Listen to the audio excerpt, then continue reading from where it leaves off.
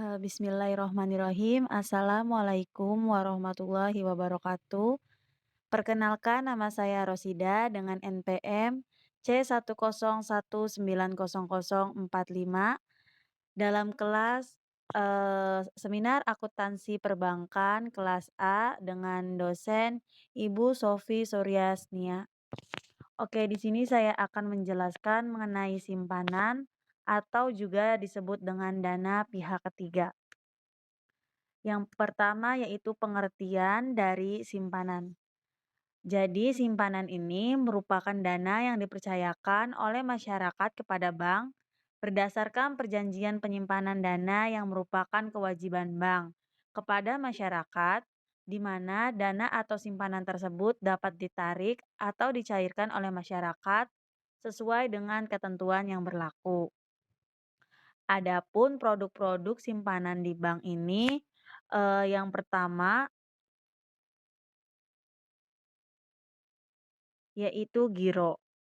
Giro adalah simpanan pihak lain pada bank yang penarikannya dapat dilakukan setiap saat dengan menggunakan cek, kartu ATM atau kartu debit, sarana pemerintah sarana perintah pembayaran lainnya atau dengan cara pemindahan bukuan. Jadi giro ini, intinya penarikannya dapat dilakukan setiap saat dengan menggunakan, alat-alat yang sudah saya jelaskan tadi. Yang kedua yaitu ada tabungan. Jadi tabungan ini merupakan simpanan pihak lain juga pada bank, yang penarikannya hanya dapat dilakukan menurut syarat tertentu yang telah disepakati, tetapi, tidak dapat ditarik dengan cek, giro atau alat lainnya yang dapat dipersamakan dengan itu. Termasuk di dalamnya tabungan berjangka yang telah jatuh tempo sesuai dengan perjanjian yang dipersyaratkan. Contohnya yaitu seperti tabungan untuk pergi haji yang telah jatuh tempo. Yang selanjutnya yaitu ada deposito. Deposito ini merupakan simpanan pihak lain juga pada bank yang penarikannya hanya dapat dilakukan pada waktu tertentu, menurut perjanjian antara penyimpan dengan bank yang bersangkutan. Deposito ini terdiri dari deposito berjangka waktu dan deposito on call. Deposito on call ya adalah deposito yang berjangka waktu relatif singkat dan dapat ditarik sewaktu-waktu dengan pemberitahuan sebelumnya. Dan yang terakhir atau keempat, di sini ada sertifikat deposito. Jadi sertifikat deposito adalah simpanan pihak lain dalam bentuk deposito. Yang dalam bentuk deposito yang sertifikat bukti penyimpanannya dapat dipindah tangankan, atas unjuk, atau bunga sertifikat deposito ini juga dihitung dengan cara diskonto, yaitu antara selisih nominal deposito dengan jumlah uang yang disetor. Jadi, dari keempat simpanan di bank ini merupakan simpanan pihak lain yang dapat diambil, sesuai dengan ketentuan yang sudah disepakati oleh kedua belah pihak, yaitu pihak, eee, pihak yang menyetorkan, produk-produk tersebut dan pihak bank. Yang selanjutnya di sini ada pengakuan dan pengukuran produk simpanan di bank. Yang dimana yang pertama yaitu setoran giro diterima tunai diakui pada saat uang diterima.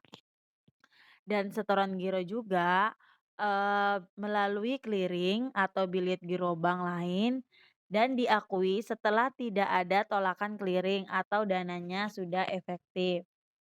Yang kedua yaitu tabungan. Tabungan itu diterima tunai diakui pada saat uangnya sudah diterima. Setoran tabungan juga sama seperti setoran giro yaitu melalui clearing atau bilet giro bank lain dan diakuinya setelah tidak ada tolakan clearing juga atau dananya sudah dikatakan efektif. Berarti, setoran tabungan dan setoran giro kurang lebihnya sama seperti setoran tabungan. Yang ketiga ada setoran deposito yang diterima dan diakui pada saat uang diterima juga. Setoran deposito juga sama melalui clearing atau bilet giro bank lain. Diakui setelah tidak ada tolakan clearing dan dananya sudah dikatakan efektif. Yang keempat di sini yaitu setoran sertifikat deposito yang diterima tunai oleh bank. Bank diakui pada saat uang diterima sebesar nilai nominal dikurangi bunga dibayar di muka atau diskonto. Yang selanjutnya di sini ada pengungkapan. Yang pertama yaitu ikhtisar kebijakan akuntansi. Yang penting, yang termasuk namun tidak terbatas pada yang pertama, kategori dasar pengukuran atau measurement basis atau simpanan atau dana pihak ketiga dalam penyusunan laporan keuangan dan kebijakan akuntansi lainnya yang relevan dengan simpanan atau dana pihak ketiga yang dapat mendukung pemahaman terhadap laporan keuangan. Yang kedua yaitu ada metode dan teknik penilaian dari valuasi.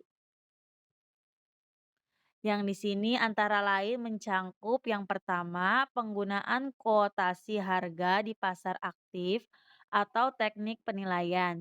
Yang kedua yaitu asumsi penetapan nilai wajar simpanan atau dana pihak ketiga dalam hal bank menggunakan nilai wajar dalam pengukuran simpanan atau dana pihak ketiga serta perubahan asumsi yang dapat mempengaruhi laporan keuangan secara signifikan dan yang ketiga yaitu penetapan tingkat diskonto atau diskon rate.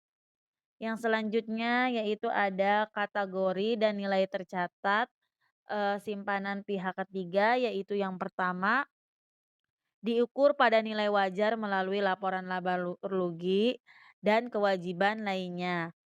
Yang selanjutnya yaitu perubahan nilai wajar atas simpanan atau dana pihak ketiga yang diukur pada nilai wajar melalui laporan laba rugi.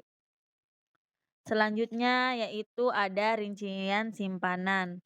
Yang pertama yaitu mengenai jumlah dan jenis simpanan, termasuk dari pihak yang memiliki hubungan istimewa. Yang kedua yaitu komposisi besarnya deposito dan sertifikat deposito menurut jangka waktu untuk mata uang rupiah dan mata uang asing. Yang terakhir yaitu jumlah giro tabungan deposito dan sertifikat deposito yang diblokir untuk tujuan tertentu. Selanjutnya yaitu ada pemberian fasilitas istimewa kepada penyimpan. Dan yang terakhir ada jumlah sertifikat deposito dan deposito yang telah jatuh tempo. Di sini yang selanjutnya ada contoh kasus, ada 2 contoh kasus. Yang pertama mengenai transaksi giro atau tabungan nasabah setor dengan bilet giro bank lain. Oke, pada tanggal 13 Februari 2010, seorang nasabah giro atau Bank XYZ menyetorkan selembar bilet giro kepada Bank PKR senilai 20 juta rupiah untuk dikreditkan ke rekeningnya di Bank XYZ. Setoran efektif atau tidak terjadi penolakan pada tanggal 15 Februari 2010.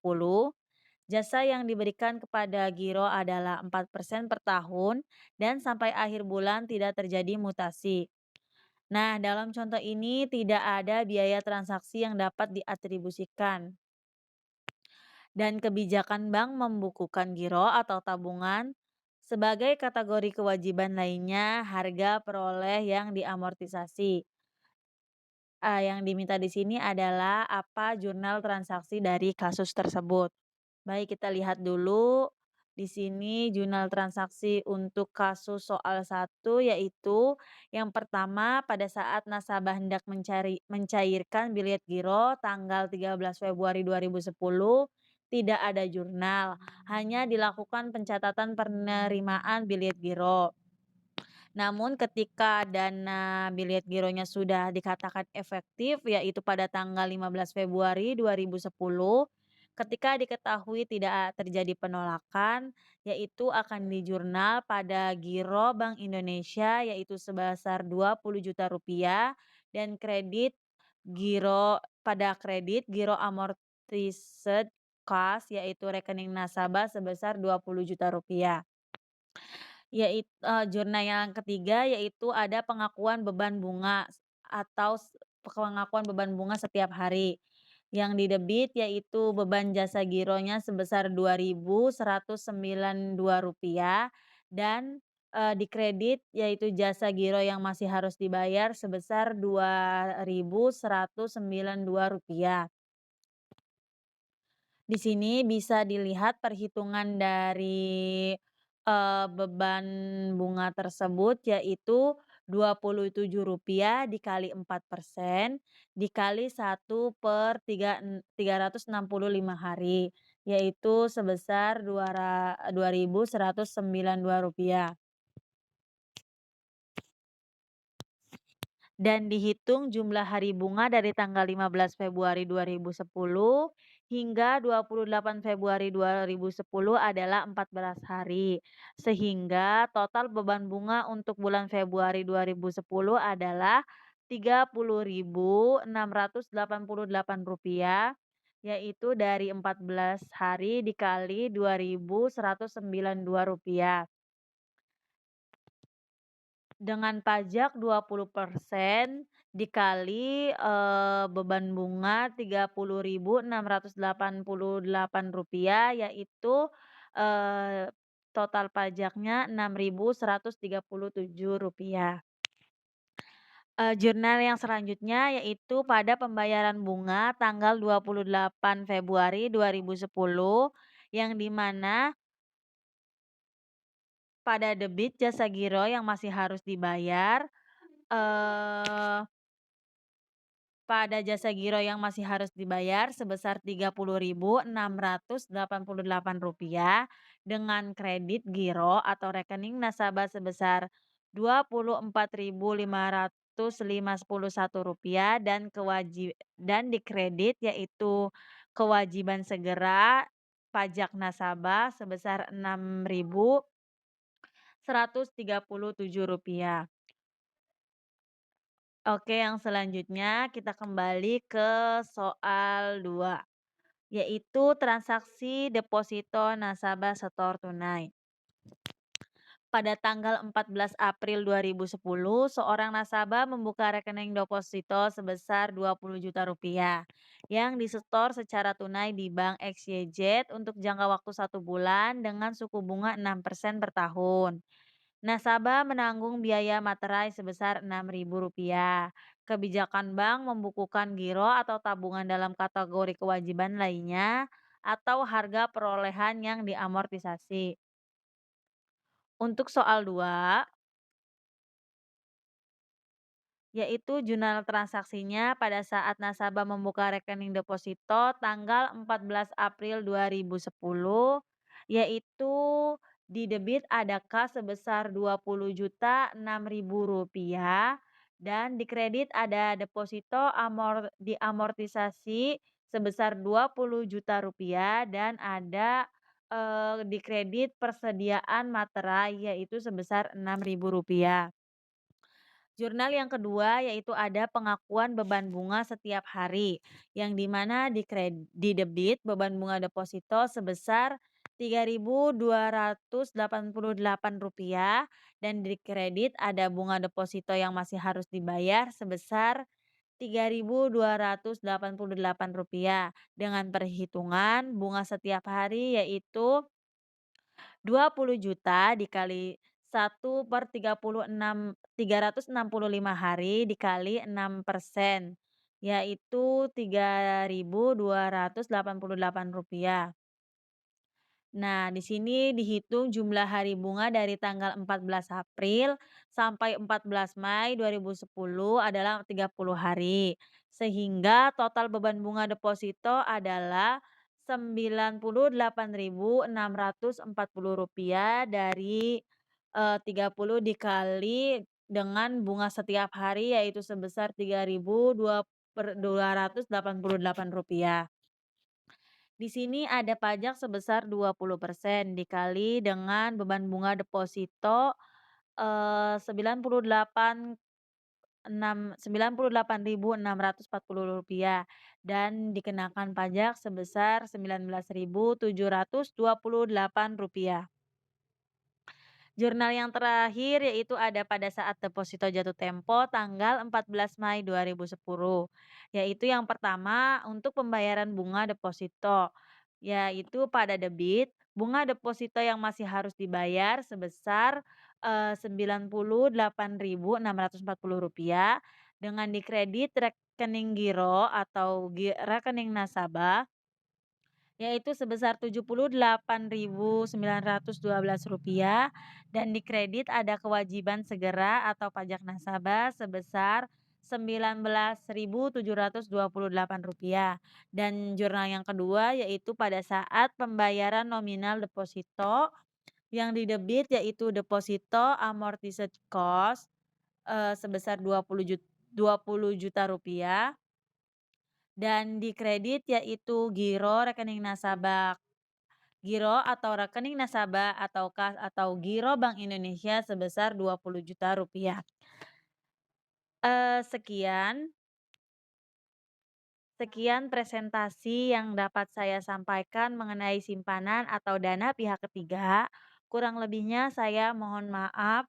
Jika ada yang ditanyakan boleh, diketik di kolom komentar. Terima kasih telah menyimak video saya. Wassalamualaikum warahmatullahi wabarakatuh.